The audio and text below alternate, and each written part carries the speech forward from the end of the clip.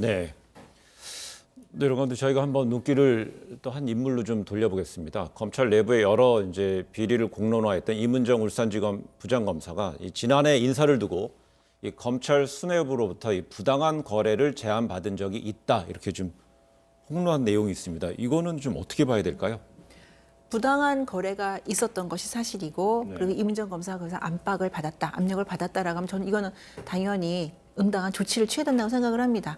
다만 이제 그래서 나오는 이야기가 이문정 검사가 그래서 이번에 이제 검찰 개혁에 대해서 굉장히 옹호하는 발언을 했고 지지하는 발언을 했기 때문에 승진이라든지 이런 대상에서 중용이 될 수 있다라는 이제 이야기가 나오는데요. 네. 이거는 조금 더 다른 이야기라고 생각을 해요. 분명히 구분해서 봐야 된다고 생각을 합니다.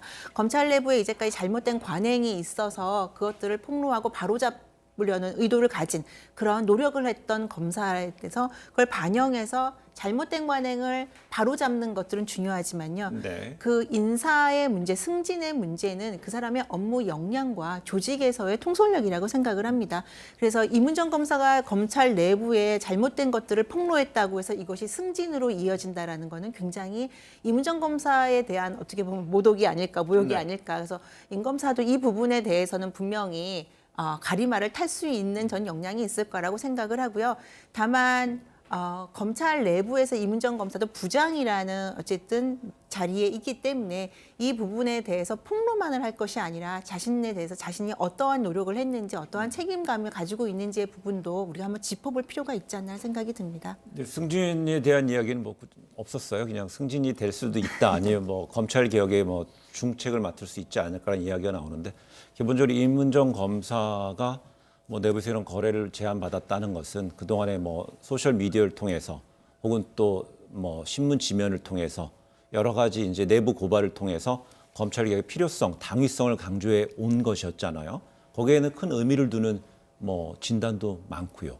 그러니까 이문정 검사의 주장은 이제 칼럼과 SNS 활동을 하지 않으면 어떤 그 보직에 갈 수 있다. 그렇게 해서 이제 좀 거래를 하려는 그런 노력이 있었다는 것이잖아요. 저는 네. 이게 만약에 사실이라면 이건 조금 더 굉장히 자세히 파헤쳐져야 되고 그리고 이게 부당한 것이었다면 저는 처벌까지도 받아야 된다고 생각을 합니다. 네. 다만 그 칼럼을 쓴다거나 아니면 SNS에 개인의 SNS에 그 직무 관련된 어떤 글을 올리는 게 그 내규가 있는지는 모르겠습니다. 그 무엇을 기준으로 그걸 하지 말라고 했는지 그렇다면 만약에 그거에 대한 기준이 있어서 네. 하지 말라고 했다면은 그거는 뭐 어느 정도 뭐 받아들이거나 아니면 논란의 여지가 있는 것이죠. 근데 다만 그런 걸 가지고 이걸 인사와 연결을 시켰다. 저는 그거는 굉장히 좀 문제가 있다고 생각을 하거든요. 네. 그래서 이 문제는 여기서 그칠 게 아니라 조금 더 자세하게 좀 파헤쳐져야 된다는 생각이 들고요. 네. 그리고 저는 이문정 검사가 그 이 인사나 이런 거랑 상관없이 이런 것과는 별개로 지금까지 검찰 개혁에 관련돼서 이제 검찰의 일원으로서 내부에서 계속해서 목소리를 내왔었고요. 그리고 추 장관이 취임사에서 줄탁동시라는 말을 하지 않았습니까? 네. 그